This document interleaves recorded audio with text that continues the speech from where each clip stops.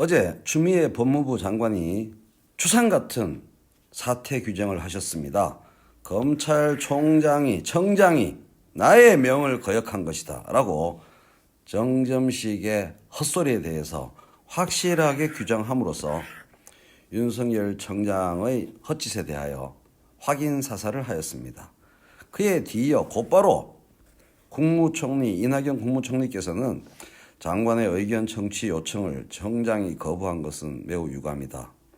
검찰 사무의 최고 책임자로서 누가 법무부 장관은 검찰 사무의 최고 책임자로서 감독자로서 잘 판단해 대응을 검토 실행하도록 하라라고 지시하였습니다. 이러한 두 분의 말씀은 두 가지 법령 규정에 따른 것입니다. 검찰청법 제18조에 따르면 법무부 장관은 검찰 사무의 최고 감독자로서 일반적으로 검사를 지휘 감독하고 구체적 사건에 대하여는 검찰총장만을 지휘 감독한다 라고 규정되어 있죠. 그리고 이낙연 총리의 말씀은 정부조직법 제18조에 따른 것입니다. 국무총리는 대통령의 명을 받아 각 중앙행정기관의 장을 지휘 감독한다. 이러한 규정에 따른 것입니다. 이러한 규정에 따라서 대응을 분명히 하여야 한다라고 이낙연 총리께서 지시하였고 단순한 유감 표명에서 그치지 아니하는 게 마땅하다고 할 것입니다. 그러면 새로운 법령 규정을 검토해 보겠습니다. 검사징계법이라는 것이 분명히 존재합니다. 검사징계법 2조 징계 사유를 봅시다. 검사가 다음 각 호의 어느 하나에 해당하면 그 검사를 징계한다. 1. 검찰청법 제43조를 위반하였을 때 이것은 검사의 정치운동이나 알바, 쓸데없는 취직 이런 것을 규정하는 것이고요. 2번이 중요하죠. 직무상의 의무를 위반하거나 직무를 게을리하였을 때 이번에 검찰청장이 한 명의 검사로서 분명하게 직무상의 의무를 위반하거나 직무를 게을리하였습니다. 따라서 검사징계법 제2조 징계사유의 빼박으로 해당하므로 징계를 내리는 것이 마땅하다고 봐야 되겠습니다. 그러면 징계는 어떤 게 있을까요? 징계는 해임, 면직, 정직, 감봉 및 견책으로 구분할 수 있습니다. 그래서 제 생각은 이렇습니다. 이번에 검찰청장이 저지른 행위는 정직 3개월 또는 6개월에 적절하다. 비례성의 원칙에 따라서 과잉 금지의 원칙에 따라서 정직 몇 개월의 처분을 내리는 것이 적절할 것 같다.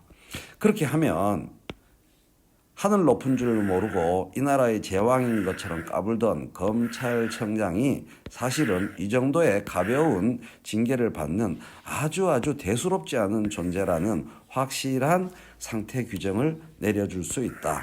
네 꼬라지를 알아라 이런 거죠. 체면에 현격한 손상이 오게 될 것입니다.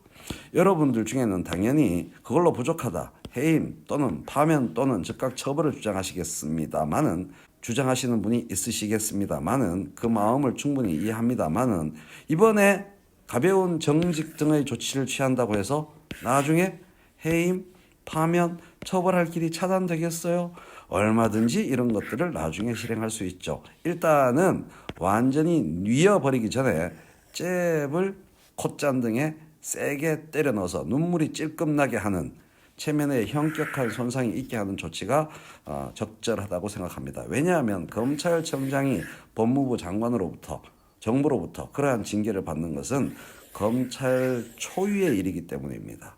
제 생각에는 이번 법무부 장관 명령 거부 항명에 대하여 이렇게 정직 몇 개월 정도의 처분을 내림으로써 그의 체면을 이 나라의 상황인 것처럼 굴던 그의 체면을 아주 하위 공무원의 어쭙지 않은 짓으로 가볍게 규정해서 징계를 내리는 것이 그의 체면에 현격한 손상을 불러와서 상당한 효과를 거둘 것이다. 그렇게 생각합니다.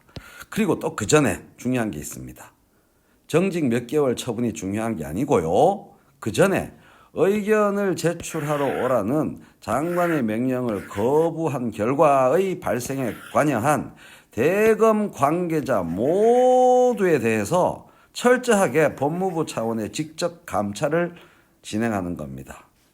윤석열의 수족이 법무부의 감찰을 혹독하게 받으면서 초주검 상태에 빠지게 될 겁니다. 이렇게 이러지도 못하고 저러지도 못하면서 극심한 심리적 고통에 빠져들 수밖에 없는 법무부 감찰부터 혹독하게 시행하고 그에 따라서 정직 몇 개월 이상의 징계를 내리는 것이 온당한 처리라고 하겠습니다. 어떤 처리요?